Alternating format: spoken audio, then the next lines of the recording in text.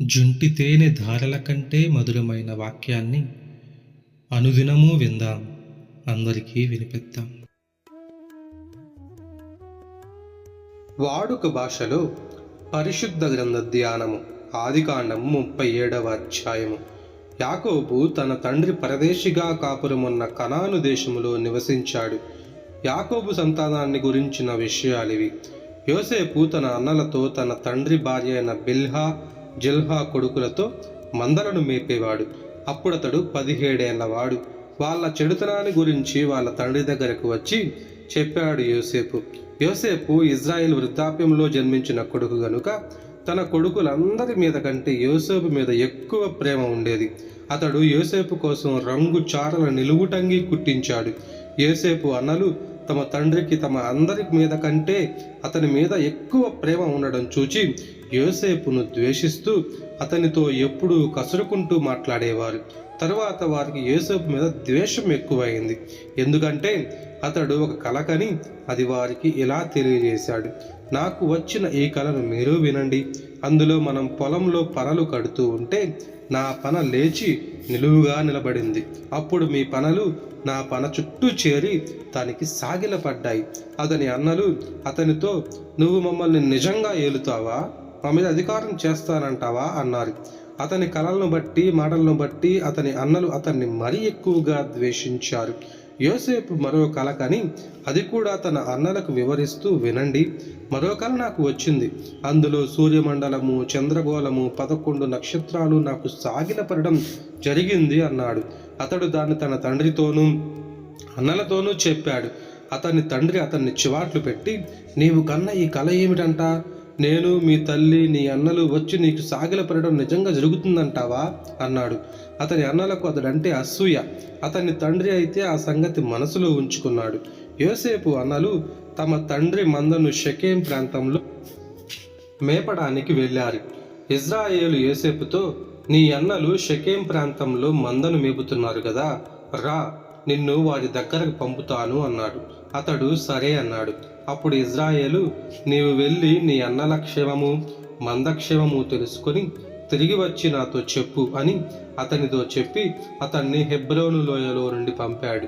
అతడు షెకెం చేరుకొని మైదానములో ఇటూ అటూ తిరుగుతూ ఉన్నప్పుడు అతన్ని ఒక వ్యక్తి చూచి, నువ్వు ఏం వెతుకుతున్నావు అని అడిగాడు. అందుకతడు, నా అన్నల్ని వెతుకుతున్నాను, వారెక్కడ మందను మేపుతున్నారో దయచేసి నాకు చెప్పగలరా అన్నాడు.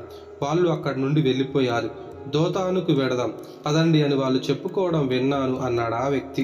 యోసేపు తన అన్నల కోసం వెళ్ళి దోతానులో వారిని చూశాడు.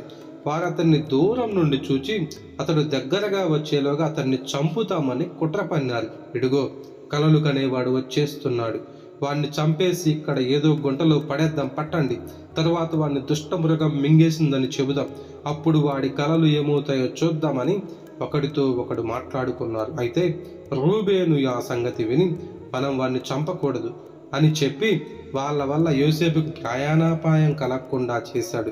అతడు ఇంకా వారితో, హత్య వద్దు, వాడికి హాని ఏమి చేయకుండా ఈ అరణ్యములో ఈ గుంటలో అతన్ని పడద్రోయండి అన్నాడు. వాళ్ళ వల్ల ప్రాణాపాయం కలగకుండా యోసేపును విడిపించి తండ్రి దగ్గరకు తీసుకుపోవచ్చుననుకున్నాడు.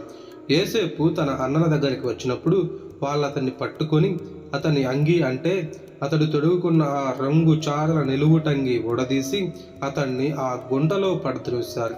అది ఖాళీ గుంట, అందులో నీళ్ళేమీ లేవు. అప్పుడు వాళ్ళు భోజనానికి కూర్చున్నారు. తలెత్తి చూశారు. గిలాదు నుండి వస్తూ ఉన్న వర్తకులైన బాటసారుల గుంపు కనిపించింది. వాళ్ళు సుగంధ ద్రవ్యం, సువాసన తైలం, బోలం ఒంటి మీద వేసుకుని ఈజిప్టుకు వెళ్తున్న ఇష్మాయేల్ జాతి వాళ్ళు. యూదా తన అన్నదమ్ములతో, మనం మన తమ్ముడిని చంపి వాడి హత్యను కప్పిపుచ్చడం వల్ల ఏమి లాభం? ఈ ఇస్మాయేలు వాళ్ళకు వాడిని అమ్మేద్దాం పదండి, వాడు మన తమ్ముడు, మన రక్త సంబంధి కదా, వాడికేమీ హాని చేయకూడదు అన్నాడు. అందుకు అతడు అన్నదమ్ముళ్ళు ఒప్పుకున్నారు. ఇంతలో మిద్యాను దేశ వర్తకులు అటువైపు వచ్చారు. అతడి అన్నలు యోసేపును ఆ గుంటలో నుండి తీసి ఆ ఇస్మాయేలు వాళ్లకు 20 తులాల వెండికి అమ్మివేశారు. వాళ్ళు ఈ యోసేపును ఈజిప్టుకు తీసుకువెళ్లారు. తర్వాత రూబేను ఆ గుంట దగ్గరికి తిరిగి వచ్చి చూస్తే అందులో యోసేపు లేడు గనుక అతడు తన బట్టలు చింపుకొని తన తమ్ముళ్ళ దగ్గరికి తిరిగి వచ్చి, చిన్నవాడు లేడే, అయ్యో నాకేమిటి దారి అన్నాడు.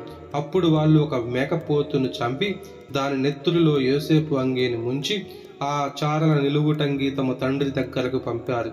దాన్ని తెచ్చిన వాళ్ళు, ఇది మాకు దొరికింది, ఇది మీ కొడుకుదో కాదో చూడండి అన్నారు. యాకోబు దాన్ని గుర్తుపట్టి, ఈ అంగీ నా కొడుకుదే, దుష్ట మృగం వాణ్ణి మింగేసిందే, యోసేపు చేర్చబడ్డాడు, సందేహం లేదు అన్నాడు.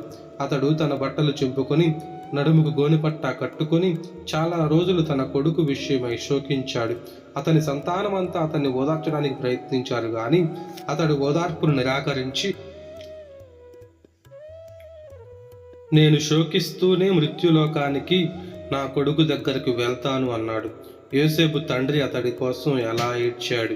మిద్యాను వాళ్ళు యోసేపును ఈజిప్టుకు తీసుకువెళ్ళి పోతీఫరు అనే వ్యక్తికి అతన్ని అమ్మివేశారు. ఈ పోతీఫరు ఫరో దగ్గర ఉద్యోగస్తుడు. ఫరో సంరక్షక సేనాధిపతి. దేవుని పరిశుద్ధ వాక్యము దీవించబడునుగాక. ఆమేన్.